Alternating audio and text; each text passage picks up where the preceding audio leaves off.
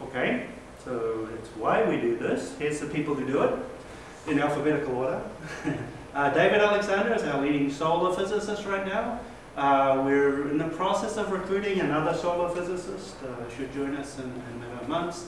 This is me, and I've listed people's sort of primary, affiliation method here. Pat Reif works with, spacecraft instrument data, and she also does a lot of educational outreach. And then these guys are our large-scale simulation guys, basically, and Dick Wolf is just, I don't know, just an all-around amazing guy. All right. So I'm going to show you just four, actually, slides now with sort of selected images and ideas from what we do in the group. So this is an image, as it says, from a stereoscopic view of the Sun from two spacecraft. They're called Stereo A and Stereo B, NASA spacecraft. They're extreme ultraviolet. And if you look at this feature, for example, you'll see that it's slightly shifted. So in this case, the spacecraft are 2 degrees apart. You know, with one spacecraft, you always have this issue of projection effects and so on. So with two, you can start to get some of that three-dimensional information. And especially when you zoom in on these complicated features, that three-dimensional information can be very, very useful. Probably the big news in solar physics so far this year is the launch of a new spacecraft called the Solar Dynamics Observer that was launched in February. So I think the solar physicists are really excited about that. All right. Here's a great picture of one of the Earth magnetosphere simulations that people in the department work on. Don't worry about the fine print here. I think what's noteworthy about the simulation that made this image is that it's one of the very first mergers of a global magnetohydrodynamic or fluid simulation of the solar wind Earth magnetic field interaction with kinetic physics in there. So it's also particle dynamics in there, which is especially important for the energetic particles. So what this is showing actually, the black lines are flow lines here. These sort of tubes are magnetic field lines. The color coding is, I think it's pressure. Actually, I need the fine print here. Yeah, this color coding shows high pressure areas. So you're pushing with a flow against an object. You get a high pressure region here, and then some interesting, more complicated effects that we don't have time to go into.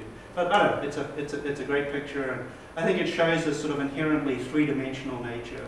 It's also a snapshot, so it's very, very dynamic. Okay, these types of processes. Here's a picture of a simulation for plasma at Saturn. So you have to imagine you're up high above Saturn, and here again, I think the color coding is pressure or density. It doesn't actually matter that much. The point is that as time goes on, because of the rotation of the planet, you get this instability where the plasma starts to come out in these sort of fingers, and also this sort of outer plasma, shown in blue here, is moving in. And you get these really interesting patterns. This is work by Tom Hill and students. And, again, without going into the details, spacecraft have flown through these regions, and you can see these sort of signatures in the data that are very similar to some of these features. So, from basic kinetic MHD Rice convection model, that stands for simulations, and comparisons with spacecraft measurements, are really starting to feel like we understand these systems better. One last one. This is from me. Since I'm giving a presentation, I get to spend a little time on one of my slides. So what we're looking at here is above the Earth. These dots are actually spacecraft, and when I run the movie, you'll see they're synchronous orbit spacecraft. You'll see them moving around. The color coding is going to show the energy of some particles. So we're studying a bunch of particles at 60 keV. They're electrons, actually. And think of it all basically as in this sort of ecliptic plane or equatorial plane. And you'll see that these particles that start out here, and the sun's to the right here, so the solar wind's making this magnetosphere comet-shaped object here.